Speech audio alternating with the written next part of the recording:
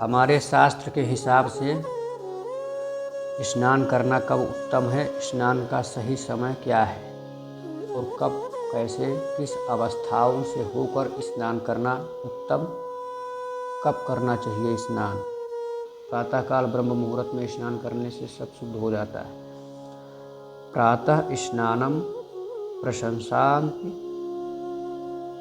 दुष्टा दुष्टकारम him तम सर्व महति शुद्ध महात्मा प्रातः सन्यासी जपादि कम। प्रातःकाल स्नान करने वाले के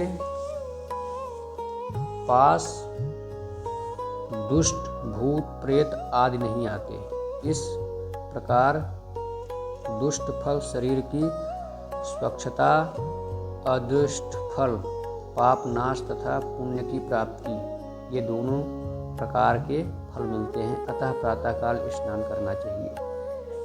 प्रातःकाल स्नान ब्रह्म मुहूर्त में स्नान सबसे उत्तम होता है।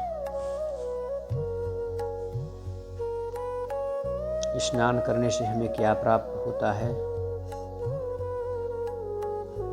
रूप, तेज, बल, पवित्रता, आयु, आरोग्य, निर्भक्ता, स्वप्न दोष का नाश, तप और मेधा, ये 10 गुण स्नान करने वाले को प्राप्त होता है जो ब्रह्म मुहूर्त में स्नान करता है।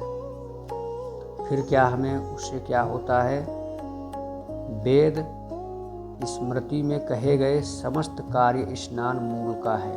अतएव लक्ष्मी पुष्टि एवं आरोग्य की वृद्धि चाहने वाले मनुष्य को स्नान सदैव करना चाहिए। जो स्नान सदैव करता है, ब्रह्म मुहूर्त में करता है, ब्रह्म मुहूर्त में जगता है, वो कभी बीमार नहीं पड़ता, कभी भी नहीं।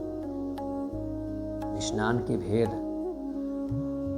मंत्र स्नान मतलब स्नान कितने प्रकार के होते हैं? मंत्र स्नान, भौम स्नान, अग्नि स्नान, वायु स्नान, दिव्य स्नान, वरुण स्नान और मानसिक स्नान, ये 7 प्रकार के स्नान हैं। आपोहिम कष्टाः इत्यादि मंत्रों से मर्जन करना। मंत्र स्नान, समस्त शरीर में मिट्टी लगाना भौम स्नान, मतलब मंत्र पढ़ते हुए स्नान करना मर्जा स्नान कहलाता है।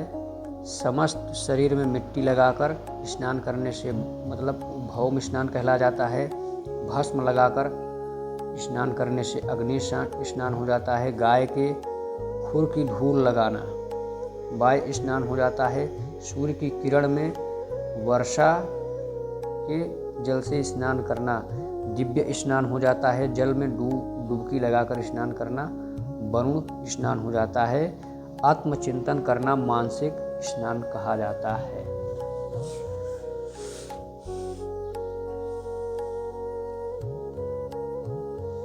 असंतों के लिए स्नान।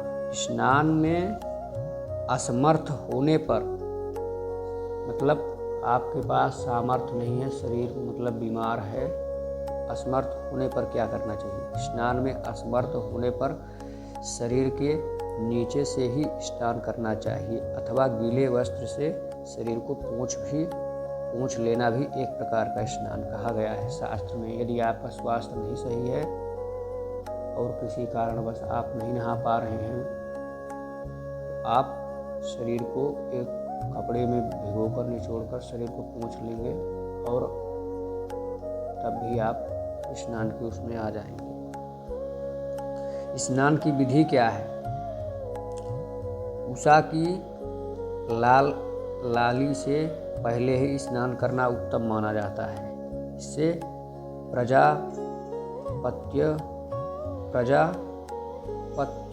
का फल प्राप्त होता है। तेल लगाकर तथा देह को मल कर नदी में नहाना मना है। मतलब तेल लगाकर स्नान नहीं करना चाहिए। अतः नदी से बाहर तट पर ही देह हाथ मलकर नहा लें, तब नदी में गोता लगाएं। शास्त्र ने इसे मला मलपाप कर्ण स्नान कहा है।